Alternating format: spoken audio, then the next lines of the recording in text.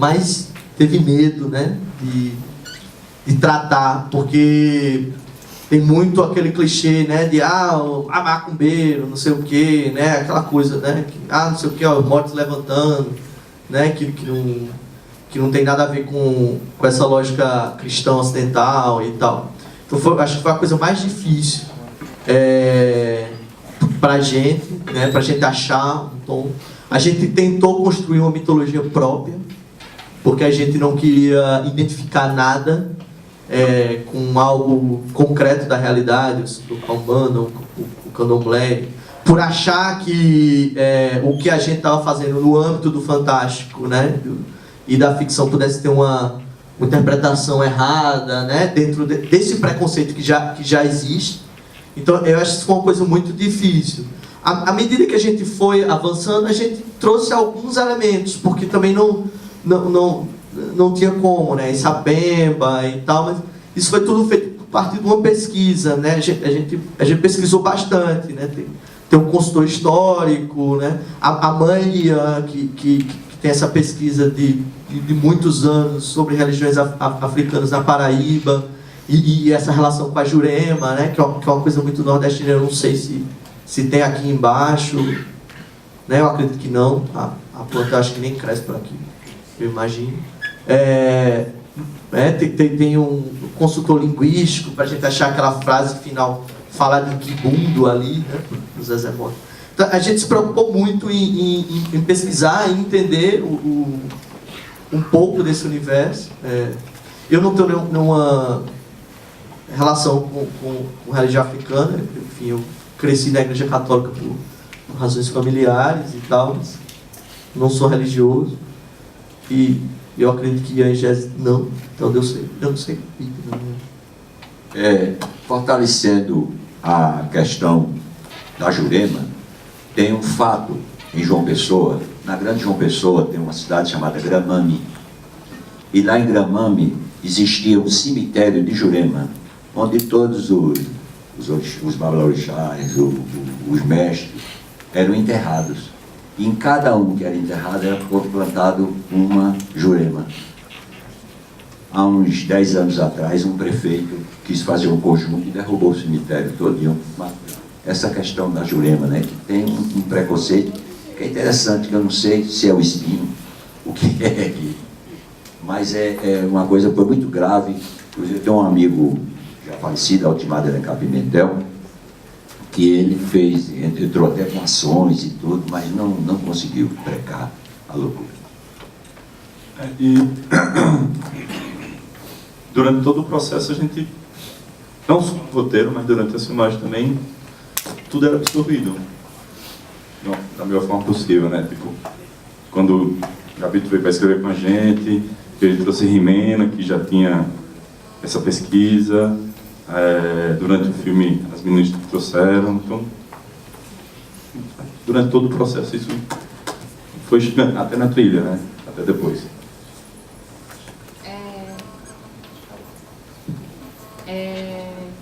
No episódio 2, ele não tem não necessariamente uma questão ligada que mostre a religião, né? Mas ele trata de uma questão mais sobrenatural. Eu, quanto atriz e quanto praticante, tive uma relação, trouxe essa questão da minha religiosidade na questão energética mesmo. Quando eu falo da casa, que o Fernando fala que tem um peso mesmo, por ela ser meio... Ela vai te encurralando, né? Ela tem muitos corredores, muitos quartos, então ela vai te sufocando. E ela já tem uma energia histórica mesmo, assim, né? Eu acho que quantas pessoas também não morreram ali. Então, quando eu trago, quando eu falei na questão da Jurema, por exemplo, na minha religião, da Jurema, a gente não necessariamente trabalha com a planta Jurema, mas a gente trabalha com as questões das entidades, né? Das entidades. E aí, quando eu trouxe essa questão quando eu entrei em contato com o capítulo e com essa questão do sobrenatural do filme, eu, quanto praticante, a gente fica com um campo muito aberto, assim, essa questão da religiosidade, a gente fica muito aberta.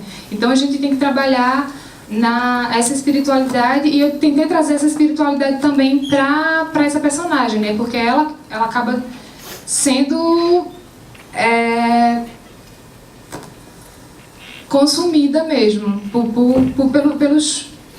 pelas coisas pela casa, pela energia da casa, pela energia da família e pelo marido que já está completamente levado, e também por essa questão sobrenatural.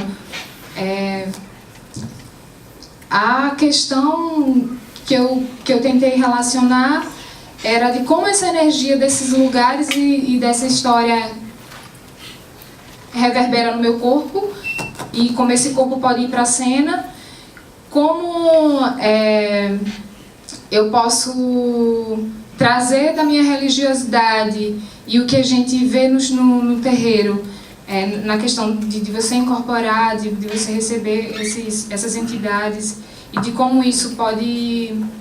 Eu podia relacionar com o que eu via, como o meu personagem via nessas figuras, nessas imagens que aparecem para Joana. E... Ai, esqueci. E também... Deixa eu ver se eu lembro que o que eu ia falar era bem importante agora. Nossa. Falei do corpo, da casa. E é muito louco, assim, que quando eu tava... Eu acho que eu era meio uma assombração, assim. Eu tava falando ontem para as meninas que eu dava muito susto no Bruno, que o Bruno é do som. E ele ficava quietinho, assim, nos quartos, e eu tentava me conectar com essa energia dessa casa e ficava andando, assim, ao redor da casa, assim, no escuro, assim. Então eu só parecia aquele vulto passando pelas janelas, assim. E é muito louco que eu, quanto praticante, acredito ou não, tive uma sensação muito forte com a energia de uma casa, naquela entrada mesmo, que ela chega com o Sebastião, de ver, não sei se eu vi mesmo, ou se foi só impressão por conta do peso que o filme da energia que ele traz, essa questão da ancestralidade mesmo, assim. Eu tive a impressão de ter um contato com um negro, se era alguma entidade minha que eu passei a ver, se era uma questão energética, que eu estava impressionada mesmo pela energia daquela casa, daquela história.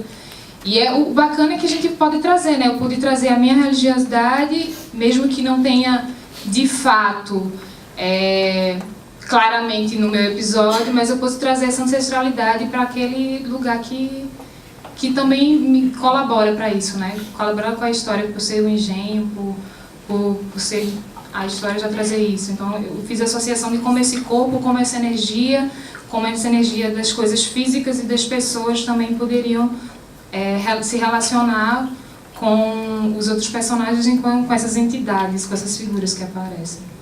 Eu não sei se eu falei, não falei nada, mas Pessoal, a gente está com 6 inscrições, pouco menos de 20 minutos, então por enquanto vamos suspender as inscrições. Só seria importante que ela perguntou também do som, eu não pudesse falar alguma coisa, não? Não? Foi deles? Então, sobre o desenho de som, a gente foi pro set já tendo noção de que você não faz filme de horror apenas filmagem, né? O trabalho sonoro ele tem que ser potente e tem que servir justamente para potencializar a narrativa. Então, aconteceu uma preocupação muito grande com o trabalho sonoro em todos os episódios, mas, assim, especificamente no episódio 1 do Ramon, no 4, que é o meu, a gente tem essa preocupação um pouco maior, porque são episódios que a gente está dentro da cabeça dos personagens. Então, era importante que o espectador embarcasse também, se sentisse que o cara está ouvindo, pensando, e como aquilo reverberava nele mesmo. Tanto que o primeiro episódio ele tem essa potência toda de você estar com um tavinho, e tem um rádio, e tem aquelas coisas que ficam ecoando, e você vai na loucura dele até o final, e tudo volta.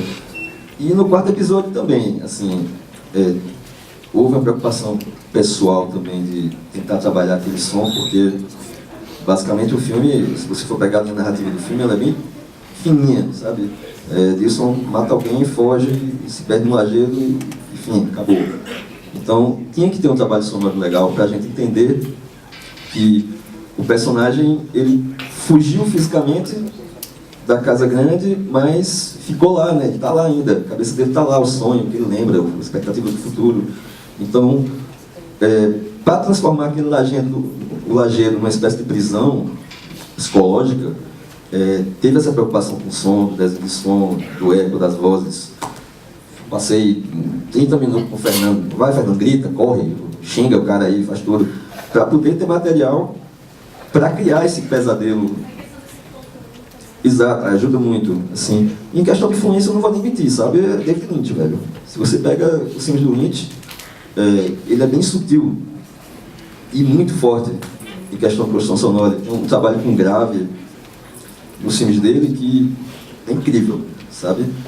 Tem filme do Lynch que, obviamente, é surreal, ele vai pro horror, mas muito do horror tá no som, porque você tá na cena e o grave começa a surgir e você fica aperreado, tenso.